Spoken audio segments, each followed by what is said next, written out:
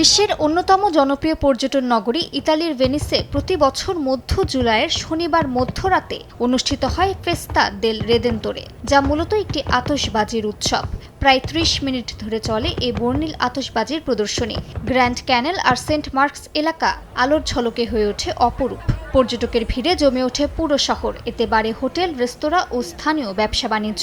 খুশি প্রবাসী বাংলাদেশিরা। উৎসবে পর্যটকদের সঙ্গে যোগ দেন প্রবাসী বাংলাদেশিরাও। প্রায় 450 বছর আগের পুরানো এই ঐতিহাসিক ফেস্টিভ্যালটি দেখতে এসেছি। আতশবাজি অনুষ্ঠানে আমার বন্ধুদের সাথে ঘুরতে আসছি, দেখতেছি, খুব এনজয় করতেছি। এখানে হাজার হাজার দর্শক।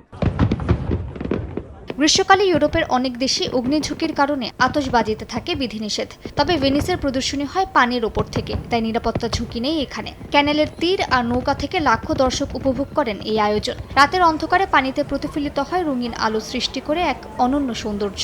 এ দৃশ্য দেখতে প্রতি বছর ছুটে আসেন বিশ্বের নানা প্রান্তের অসংখ্য পর্যটক।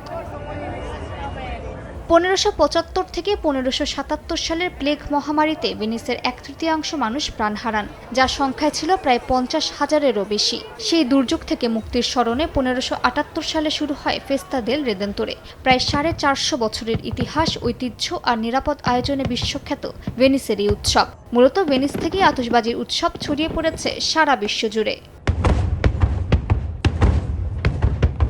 সময় সংবাদ, ইতালি।